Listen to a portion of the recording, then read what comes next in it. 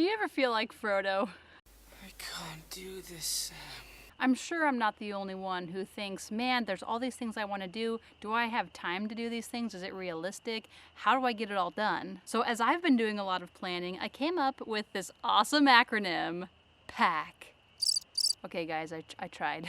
But as I unpack PAC, I see what you did there. I'm gonna share with you the 3 strategies that I have for trying to get a lot done on the homestead. And I hope this gives you some ideas of some things that you need to make sure to plan time for that maybe you don't really think about. So I think we have an awesome setup right now as far as our family goes. I work between 23 and 27 hours a week teaching online Spanish classes, which I love. And right now my husband is a stay-at-home dad. So my Monday, Tuesday, Wednesday, and half of Friday are really busy. And then I give my husband a day off every week to be free of responsibilities with the kids, and he gives me a day off every week. And then we have Sundays where we try not to do a lot of projects. We want to enjoy the day of rest that God's given us. I don't know about you, but on our homestead, I have to make sure that I have time for bees, chickens, rabbits, and I have to consider the orchard. But as I thought about it and I got my thoughts and my plan out on this Excel spreadsheet, I actually mapped out how many days do I actually have to work on projects. Because basically I have maybe 1.5 days per week with that day off that my husband gives me. So my strategy number 1 is to plan. So I was able to map out my entire year plus weeks off in the summertime and between classes. And I identified that I have about 71 days out of the year to do everything on the homestead. But that's not 71 days to do whatever I want and do new project and start new things. There's already a lot of things that I need to keep up with. So for me, it was extremely helpful to just get out on this Excel spreadsheet what I know that I need to keep up with each year and how long it's going to take, and try to be realistic about that. For example, beekeeping is going to take at least 8 of those days out of the year. One of them to hang swarm traps, which I already did this year, and one for just hive maintenance, resealing them so they'll last a long time.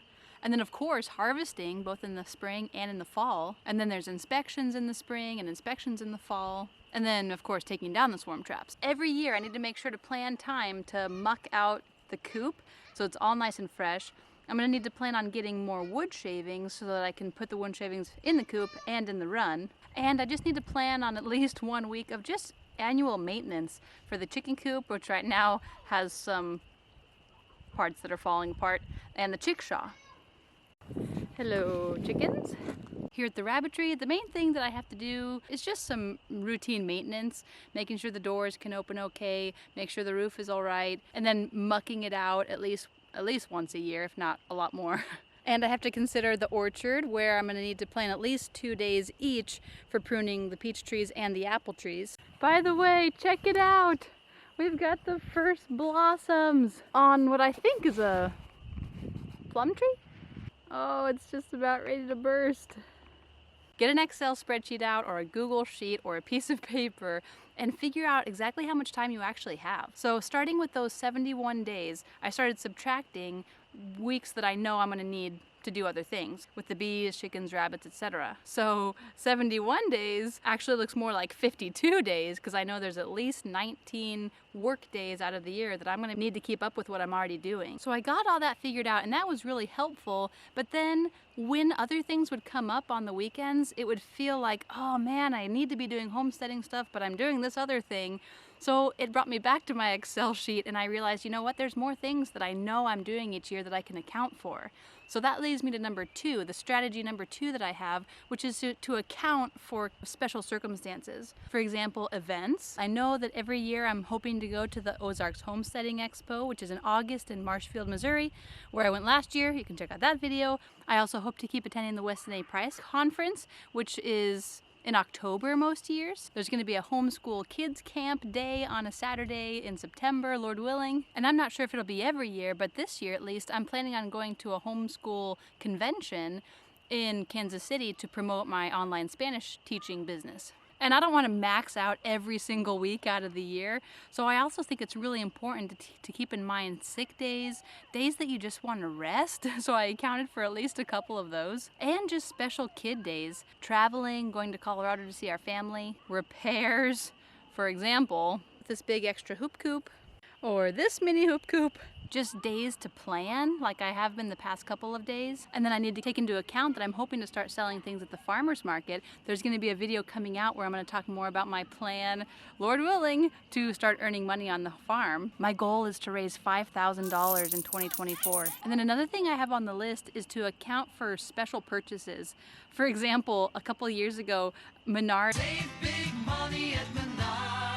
was doing a sale on toilet paper where it was X amount of dollars per big box of toilet paper, but after the mail-in rebate it ended up being free. So my husband dropped everything, took the pickup down to Menards and picked up a lot of toilet paper that we are still using to this day. The most recent special purchase we got was a really great deal on some raw lumber, so now we have a lot of lumber to use for projects. Or other things like, you may have seen my video a month or two ago where I explained how I lost just about all my rabbits. So obviously a huge project that I have to do in the rabbitry is to get some sort of covering over this. By the way, if you have any suggestions on how to do that, I'd love to hear them in the comments. In fact, it was right up there behind me where I was processing that loss. So I also have a lot of one-time projects or once every several years type of projects. For example, painting the barn is a big priority of mine this year so we can take good care of it, but that's also kind of a daunting task. Painting fences, building more frames, building more beehives, repairing this sad bridge that I would love to be able to actually walk across, repairing the chicken coop roof so it doesn't leak. Now I think this year for me is going to be especially busy. There's a lot of things that I want to do this year in preparation for future years, so I'm hoping, maybe I'm being too optimistic. Cautiously optimistic. But I'm hoping that if I do a lot of work this year, it's going to be more maintenance next year and not so many projects. But the C in P.A.C is to consider future projects and the workload that those future projects are going to imply as well. And think about if it's really realistic for you to do those things or not. That's kind of where I'm at. So I'm prepping for pigs and sheep and goats. I'm hoping to keep expanding my apiary, so I have to account for that, for building more frames and for building more hives. And rotational grazing. I'm not actually doing that right now, but I know I want to plan time for that in the future. And a big part of that is going to be fence maintenance. I'm going to need to maintain the horse trailer, but I need to consider, am I going to have time for the annual maintenance for those things? Recently, I think it's interesting that I've seen many other YouTubers, including Lorella at Plan B Homestead, talking about how you can work full-time and homestead and not go crazy. By the way, I recommend her video. She's got some awesome thoughts. So it appears that I've pretty much got every week of this year accounted for. Now again, I tried to build in some flexibility with sick days and time with the kids and just days where I want to rest, but I hope that's helpful for you as you try to think about, do I have time to homestead with all these animals? So where I'm at is feeling a little overwhelmed, but really hopeful. To me, it's extremely helpful to have a plan, to kind of know where I'm going and what I'm doing. So I hope that helps you too. I hope you've enjoyed this video. If you have, go ahead and like it down below. Thanks. Before I forget, I also have a Facebook page. Go and check it out, like the page. I'd love for you to see what I'm doing more on a day-to-day basis. And I think part of all this planning comes because of a proverb from scripture that says that plans fail for lack of counsel, but with many advisors they will succeed. So I could be one small advisor. I'm sure there's lots of people in your life who can give you advice and support and help.